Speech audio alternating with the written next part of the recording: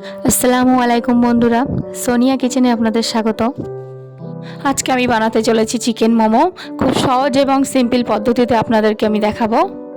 খুবই অল্প কটি উপকরণে আপনারা এটা করতে পারবেন। এখানে আমি কি নিয়ে নিয়েছি দেখে নিন। এখানে একটা বাটি নিয়ে নিয়েছি, বাটিতে দিয়ে দিয়েছি চিকেন, তারপরে বাঁধাকপি, তারপরে গাজর, পেঁয়াজ কুচি, ধনেপাতা, কাঁচা লঙ্কা আর গোলমরিচের গুঁড়ো, এটা আমি 2 চামচ দিয়েছি, আর নুন স্বাদ মতো, আদা রসুন পেস্ট, আদা রসুন কোচানো দিতে পারেন আপনারা। ভালোভাবে এটা মাখিয়ে আমি রেস্টে রেখে দেবো কিছুক্ষণ। ততক্ষণে আমি আটাটা করে নিই। আটাটার একটা ডো করে নেব।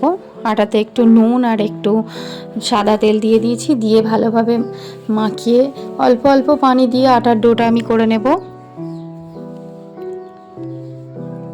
তারপর এটা থেকে ছোট ছোট লেচি কেটে নেব। লেচিগুলো কেটে নিয়ে একটা একটা করে লেচি আমি বেলে নেব।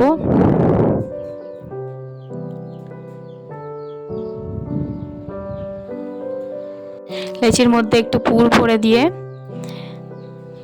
তারপরে আমি এটাকে মুড়ব।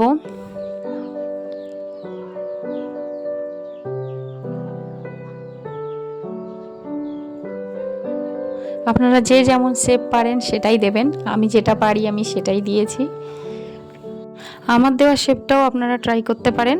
আমি ভিডিওটা খুব একটা স্পিডে করিনি, আস্তে আস্তেই করেছি। আমি আর একটা আপনাদের করে দেখিয়ে দেব।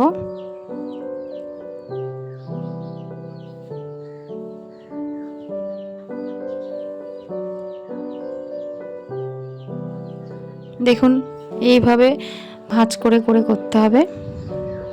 এভাবে আমি সবগুলো করে নেব।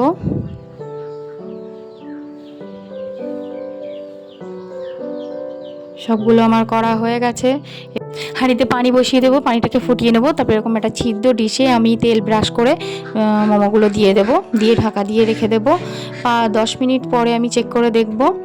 আমি যাতে বাষ্প না বেরিয়ে যায় সেইভাবে এই জন্য কাপড় দিয়ে ঢেকে দিয়েছি। তারপর আমি টমেটো, কাঁচা লঙ্কা আর রসুনটাকে সিদ্ধ হতে দেব। সিদ্ধ হয়ে গেলে আমি ওটাকে একটা পেস্ট বানিয়ে নেব। পেস্ট বানানো হয়ে গেছে আমার। তারপর আমি এটা তেলের উপরে দিয়ে দিয়েছি, দিয়ে এতে একটু নুন আর একটু ঝাল দিয়ে দেব, গুঁড়ো ঝাল, কালার করার জন্য। আমার কাছে আর কিছু ছিল না। আপনারা চাইলেতে একটু টমেটো কেচাপ দিতে পারেন, দিলে খুবই ভালো দেখতে লাগে। দেখুন আমার হয়ে গেছে সবগুলো মোমো, কতটা সুন্দর হয়েছে দেখুন।